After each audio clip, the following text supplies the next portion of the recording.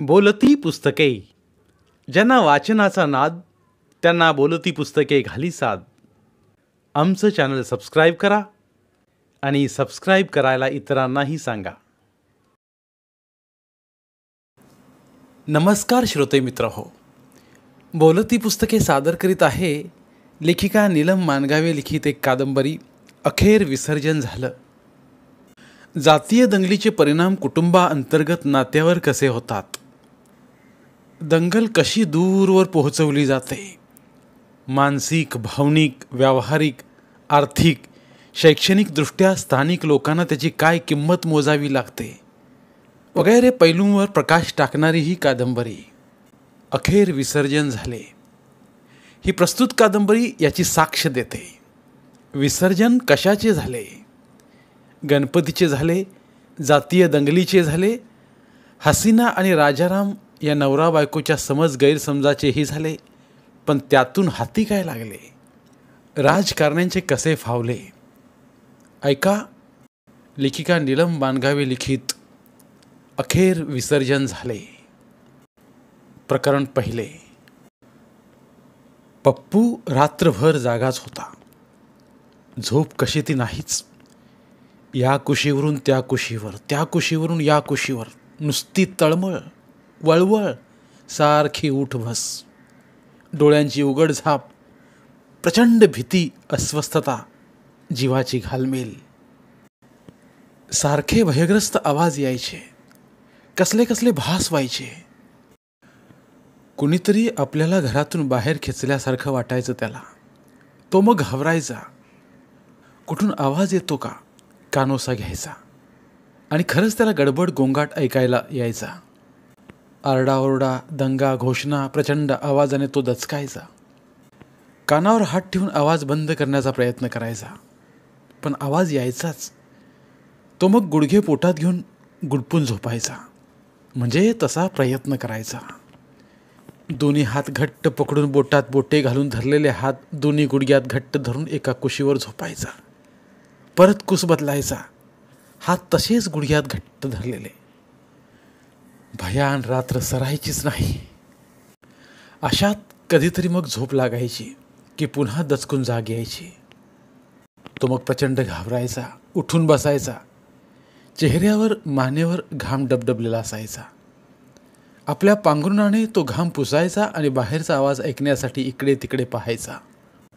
कुठून आवाज येतोय काय, कुठून घोषणा ऐकायला येतात का, आणि खरोखरच जय भवानी जय शिवाजी अशा घोषणा ऐकायला यायच्या आणि त्याची झोप उडून जायची.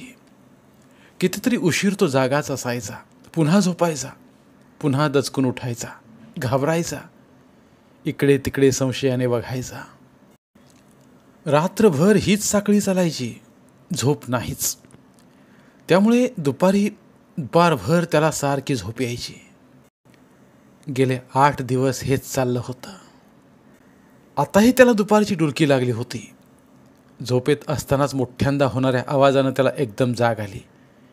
येणारे आवाज एवढे प्रचंड होते की तो एकदम दचकलाच. घाबरून उठून बसला. आपण कुठे आहोत हे क्षणभर त्याला समजलंच नाही. भांबावल्यासारखा तो टकामका पाहत राहिला. एवढ्यात त्याला जमीन हादरल्यासारखी वाटली. वाटलं भूकंपच व्हायला लागलाय. भूकंपाची त्याला खूप भीती वाटायची. तो लहान असताना एकदा भूकंप झाला होता. जमीन हलत होती, खिडक्या खुळखुळ वाजत होत्या. घाबरून तो पळायला लागला, पण त्याला पळताच येत नव्हतं. एवढ्यात भूकंप, भूकंप, पप्पू पळ, त्याची आई म्हणत असतानाच त्याच्या बाबांनी त्याचा हात धरून त्याला ओढतच बाहेर आणलं होतं. सगळेच तेव्हा घाबरले होते. त्यांच्या शेजारचा जनावरांचा गोठा भूकंपाने पडला होता आणि त्यात म्हशीचं रेडकू मेलं होतं. पप्पू ते बघून थरथरत होता. कितीतरी वेळ, त्या दिवशी दिवसभरात कितीतरी वेळा भूकंप झाला होता. जमीन हलण्याचा, हादरण्याचा त्याने धसकाच घेतला होता. तेव्हापासून रस्त्यावरून ट्रकसारखी मोठी वाहनं गेली किंवा गटगट गुडगुड गुडगुड आवाज करत बैलगाडी जरी गेली तरी त्याला भूकंप झाल्यासारखा वाटायचं. घाबरून मग तो बाहेर पळायला बघायचा. आजही भूकंपच झाला असं वाटून तो घाबरला आणि अम्मी आई भूकंप भूकंप पळ पळ, बाहेर पळ म्हणून तो पळायला लागला. पप्पू तिला अम्मी आई म्हणायचा. अम्मी आई म्हणायला कोणी त्याला शिकवलं नव्हतं. त्याने स्वतःच अम्मी आई म्हणून बोलवायला सुरुवात केली, ती त्याच्या आईच्या मैत्रिणीमुळे. त्याची आई हसीना, तिची मैत्रीण अमीना. अमीनाचं घरी येणं जाणं होतं. अमीनाची मुलं तिला अम्मी म्हणायची, तर पप्पू आपल्या आईला आई म्हणायचा. एक दिवस अमीना पप्पूला म्हणाली, पप्पू, हसीना को आई नहीं अम्मी कहना चाहिए. क्यों? तो म्हणाला, वो मेरी आई ही है, मैं उसे आई ही बुलाऊंगा. मेरे सब दोस्त अपने आई को आई ही बुलाते हैं. लेकिन तेरी बात अलग है. क्यों? पप्पू ने हाथ हलवले. क्यों क्यों? चुप अमीना. हसीनाने अमीनाला गप्प बसवले. म्हणाले, अम्मी कहो या आई कहो, क्या फर्क पड़ता है? माँ तो माँ ही होती है ना. वो ठीक है, पर आई. पप्पू काहीतरी नवा शोध लागल्यासारखा म्हणाला. मी मी मी अम्मी आई म्हणू? दोघींनाही आश्चर्य वाटलं. आई आणि अम्मी, हिंदू मुस्लिम दोन्ही जातींची नाळ अम्मी आईला जोडलेली. अगदी नकळत, काही न समजता पप्पूने ती जोडली होती. पप्पू एक स्पेशल मुलगा होता. मतिमंद नव्हे, गतिमंद नव्हे, तर बुद्धिमंद मुलगा होता. शरीराचं वय 20 वर्षांचं, पण त्याच्या बुद्धीचं, मनाचं, त्याच्या क्षमतेचं वय जेमतेम 7-8 वर्षांच्या मुला एवढं. त्याच वयाची निरागसता त्याच्या थोराड शरीरात आहे. 7 वर्षांच्या मुलाला पडणारे प्रश्न त्यालाही पडतात. त्याला तेवढंच समजतं, त्याचं डोकं तेवढंच चालतं. आणि म्हणूनच अम्मी आईचा वेगळा शब्द त्यानं तयार केल्याचं पाहून हसीना आणि अमीना दोघींनाही आनंद झाला. पप्पूनं हे अगदी सहज केलं होतं. हसीना आपल्या लेकाकडं आनंद आश्चर्यानं पाहतच राहिली. अरे, तूने तो कमाल ही कर दिया. अमीना पुढं हसीनाला म्हणाली, हसीना, तेरा लड़का तो बहुत होशियार है. हाँ हाँ, हसीना म्हणाली, होशियार तो है, बस अल्लाह ने थोड़ी सी कुछ गडबड की है. पण तिला मनातून खूप आनंद झाला होता. मेरा प्यारा पप्पू म्हणून तिनं त्याला जवळ घेतलं होतं. खूप शहाणा आहेस रे तू, खूप शहाणा म्हणत तिने त्याला आपल्या मिठीत कवटाळलं आणि अम्मी आई म्हणून पप्पूने टाळ्या वाजवल्या. अम्मी आई, अम्मी अम्मी अम्मी आई, माझी अम्मी आई. तेव्हापासून तो तिला अम्मी आईच म्हणू लागला. हसीनालाही ते आवडलं. हिंदू मुस्लिम दोन्ही जातीची एकरूपता तिला फार फार आवडली. तर भूकंप म्हणून बाहेर पडणाऱ्या पप्पूला अडवत हसीना म्हणाली, गप्प बस, हा भूकंप नव्हे. मग? अरे, रस्त्यावरून गाड्या चालल्यात, त्याचा आवाज आहे हा. एवढ्या गाड्या? एवढ्या? पप्पू विचारत होता, पण तिचं लक्ष त्याच्याकडे नव्हतं. रस्त्यावर उघडणारी खिडकी किलकिली करून, म्हणजे थोडीशी फट पडेल एवढीच उघडून ती बाहेर बघत राहिली होती. अम्मी आई, काय बघतेस? विचारत तो पण तिच्याजवळ जाऊन उभा राहिला. खिडकीच्या छोट्याशा फटीतून त्याला काही दिसत नव्हतं. त्यानं खिडकी आणखीन थोडी उघडली. आता त्याला रस्त्यावरचं दिसू लागलं. त्याला आश्चर्य वाटलं. रस्त्यावरचं दृश्य पाहून त्याचे डोळे विस्पारले. पापण्यांची त्याने उघडझाप केली. आपण स्वप्नात तर नाही ना, असं वाटून त्यानं आईचा हात पकडला. अम्मी आई, काय ते? हे काय आहे? त्यानं विचारलं. त्याची आई बाहेर पाहतच राहिली. बाहेर रस्ताभर मोटरसायकली चालल्या होत्या. 4 चाकांची वाहनंसुद्धा होती, पण मोटरसायकली जास्त होत्या. 100, 200, 1000, 2000. बापरे, तो म्हणाला, किती ग ह्या गाड्या, अशा का चालतात रस्त्यावरून? त्याच्या डोळ्यात गाड्या मावत नव्हत्या. रस्ताभर गाड्यांची रांगच रांग लागली होती. आवाज तर एवढ्या मोठ्यांदा येत होता की कानात काहीतरी ठोकून मारल्यासारखं वाटत होतं. नकळतच त्याने हात आपल्या कानावर ठेवून घेतले, तरी आवाज येत होतेच. कानात मग त्याने आपली दोन्ही बोटं घातली, तरी आवाज कमी ऐकायला येत नव्हता. तो गोंधळला, गडबडला, घाबरला, तरी बाहेर पाहत राहिला. कितीतरी लोकांच्या हातात भगवे झेंडे होते. मोटरसायकलवरचे मागे बसले काही लोक चालत्या गाडीवर उभं राहून झेंडे फिरवत होते. त्यांनी भगवे रुमाल आपल्या कपाळावर बांधले होते. जय भवानी, जय शिवाजी, सगळे जोर जोरात घोषणा देत होते. शिवाजी महाराज की जय म्हणता म्हणताच गणपती बाप्पा मोरया असंही म्हणत होते.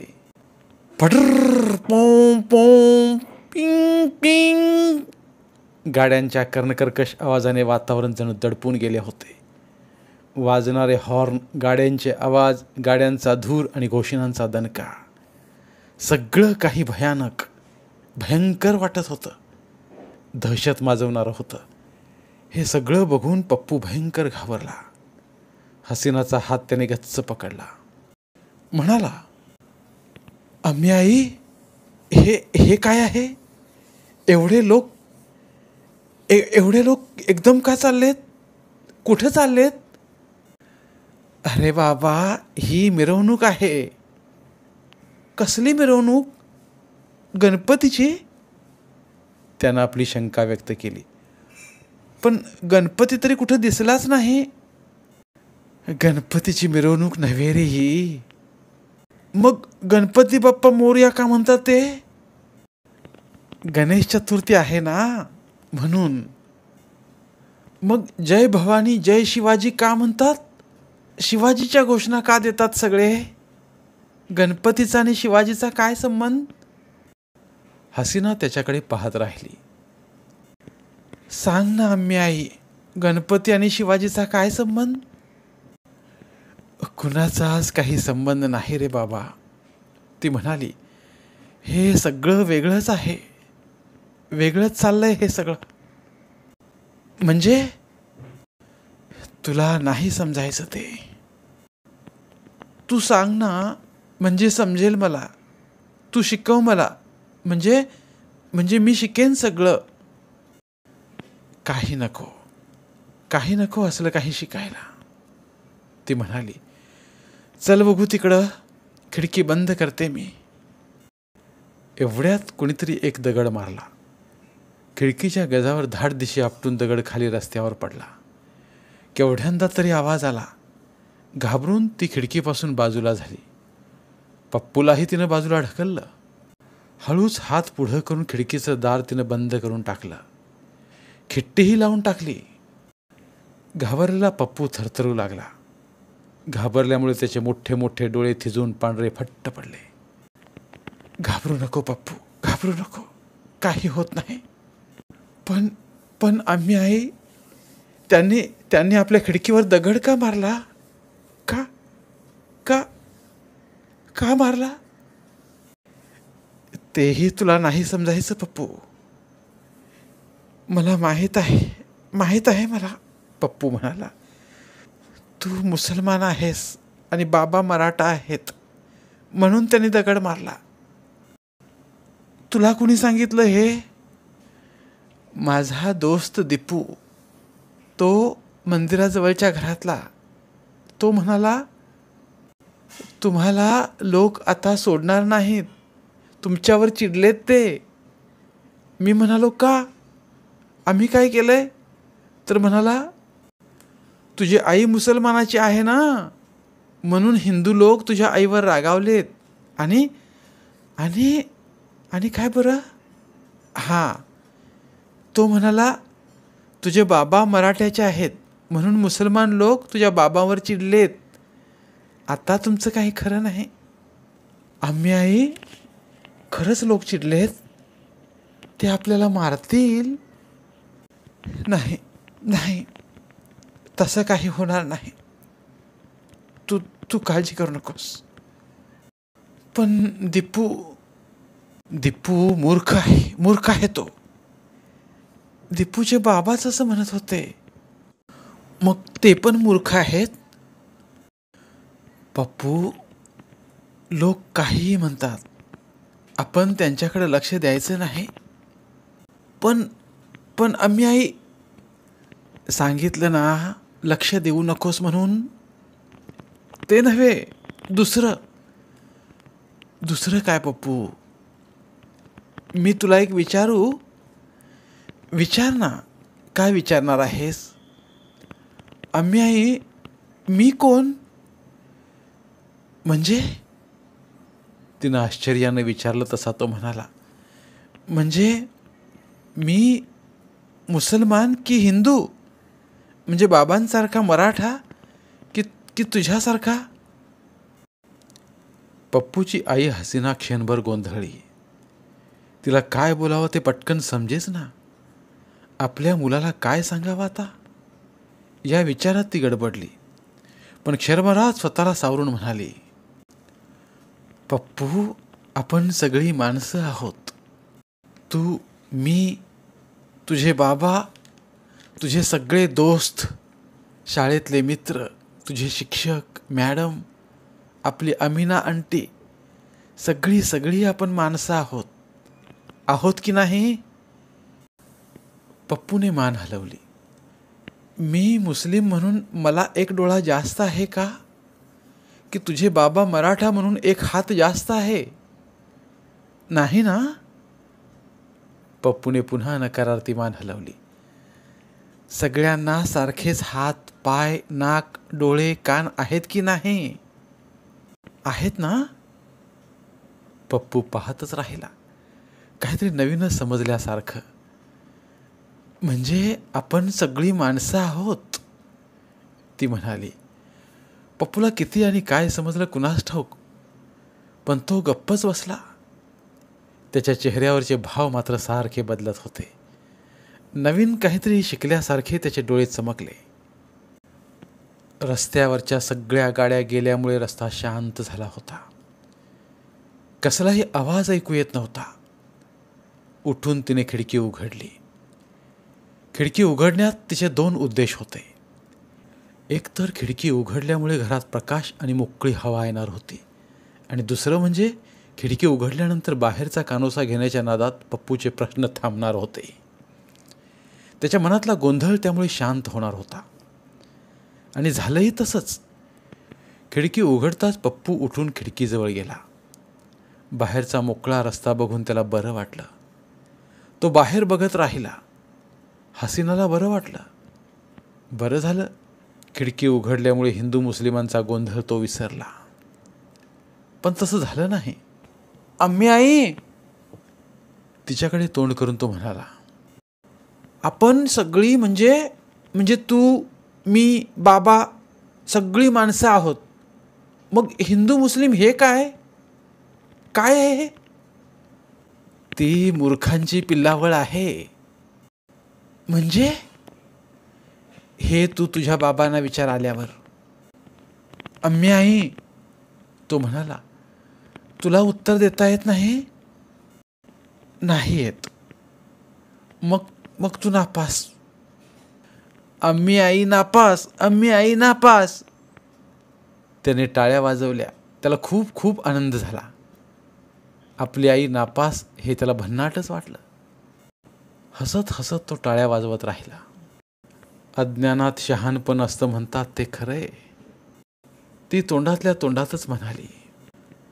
बरं झालं यातलं तुला काही समजत नाही ते. नाहीतर काय आम्ही आई? काही नाही. तू काहीतरी म्हणालीस, बोललीस. मी विचारत होते, जेवतोस का? भूक लागली असेल तुला. मला नको, जा जेवायला. घाण. तो पाय आपटत रडायला लागला. रोज रोज भाकरी, भात आणि आमटी, दुसरं काही नाहीच जेवायला. मला नको जेवायला. नको. बिस्किट नाही, चॉकलेट नाही, काही नाही, साधे चिरमुरे पण नाहीत. नको, जा जा, नको तुझी भाकरी. पप्पू, ती म्हणाली, अरे गावात दंगल झाली आहे माहीत नाही का तुला? सगळी दुकानं बंद आहेत रे, भाजीपाला सुद्धा नाही. मग तुला बिस्किट आणि चॉकलेट कुठून आणून देऊ? चहा सुद्धा काळाच देतेस, घाणेरडा. बेटा, डेहऱ्या तरी कुठं आहेत रे उघड्या? या दंगलीनं उपाशी मारलंय लोकांना. काय करू मी तरी? किती दिवस झाले मला दूध नाही दिलंस तू. तू तू वाईट आहेस, वाईट. मला दूध पाहिजे, दूध दूध दूध पाहिजे. पप्पू पाय आपटून रडायला लागला. मला दूध पाहिजे, दूध दूध. आता गप्प बसतोस का? ती चिडली. मला दूध दूध. आता कुठून आणू तुला दूध? दूध दूध करायला का लहान आहेस का तू? चांगला 20 वर्षांचा घोडा झालास. ती वैतागून म्हणाली, किती छळशील. दूध दूध. पप्पू जणू हट्टालाच पेटला. आवाज काढून जोर जोरात रडायला लागला. हात पाय आपटायला लागला. त्याच्या डोळ्यांतून पाणी वाहू लागलं. नाकाला धार लागली. ओठातून लाळ गळायला लागली. आता तो पूर्ण वेड्यासारखाच दिसायला लागला. दूध दूध, मला दूध. हसीना चिडली. तिला पप्पूचा राग आला. आधीच या दंगलीच्या वातावरणाला आणि लोकांच्या कुचेष्टांना ती वैतागली होती. काही वेळेपूर्वीच लोकांनी तिच्या खिडकीवर दगड मारला होता. शेजारी संशयाने बघत होते. आधीच फारसे कोणी संबंध ठेवत नव्हते, त्यात या हिंदू मुस्लिम झगड्याने ते बोलणेही टाळत होते. या सगळ्याचा तिला त्रास होत होता. मनावर ताण येत होता. त्यात पुन्हा पप्पूचा हा धिंगाणा, राग, चीड, स्वतःला काही करता येत नसल्याचं वैफल्य. ती उठली आणि पप्पूच्या तिनं थोबाडीत मारली. गप गप गप, चुप, आवाज नाही काढायचा, गप. पप्पू जास्तच रडायला लागला. तिने त्याच्या पाठीत 2 दणकेच मारले. गप गप, का आलायस नशिबाला असा? धप दिशी ती खुर्चीवर बसली. हे अल्लाह, मैंने क्या किया था ऐसा जो पागल लड़का मेरे तकदीर में दे दिया. ती स्वतःच रडायला लागली. हुंदके आवरत नव्हते. ती हुंदकतच राहिली. पप्पूला हे सगळं नवीनच होतं. अशी आई त्यानं कधी बघितली नव्हती. आई कधी कधी चिडते, पण ती कधी रडत नाही. रडणारी अम्मा आई बघून त्याला आश्चर्य तर वाटलंच, पण दुःखही झालं. अशा परिस्थितीत काय करावं त्याला सुचेना. एकटक तो तिच्याकडे पाहत राहिला. त्याला वाईट वाटलं आपण रडतो तेव्हा अम्मी आई आपले डोळे पुसते, मग ती रडत असताना आपण तिचे डोळे पुसायला पाहिजेत. तिच्याजवळ जाऊन पप्पूने तिचे डोळे पुसले. सॉरी अम्मी आई, सॉरी. तो म्हणाला, रडू नको. मी आता पुन्हा नाही मागणार दूध. मला दूध नको, बिस्किट नको, चॉकलेट नको, जेवायला सुद्धा नको, पण तू रडू नकोस. म्हणता त्याच्याही डोळ्यातून पाणी आलं. आम्ही आई बघ, मला पण रडायला आले. तू रडू नको ना, खरंच मला दूध नको. जय भवानी, जय शिवाजी. पुन्हा आवाज, घोषणा, दंगा, गोंधळ. ती घाबरली. पप्पू खिडकीजवळ जाऊ लागताच त्याचा हात धरून तिनं त्याला गप्प बसवलं. घाबरलेला पप्पू ही चुपचाप बसला. धन्यवाद. उर्वरित कादंबरी पुढील भागात. मराठीतील प्रतिभावंत लेखकांचं साहित्य, कथा, कादंबऱ्या ऐकण्यासाठी आमचं बोलती पुस्तके हे चॅनल सबस्क्राईब करा आणि मराठी साहित्याचा प्रसार करण्यासाठी प्रत्येक मराठी माणसाला सबस्क्राईब करण्यासाठी आवाहन करा. आणि बोलती पुस्तके या साहित्य चळवळीत सहभागी व्हा. आपले पुन्हा एकदा धन्यवाद.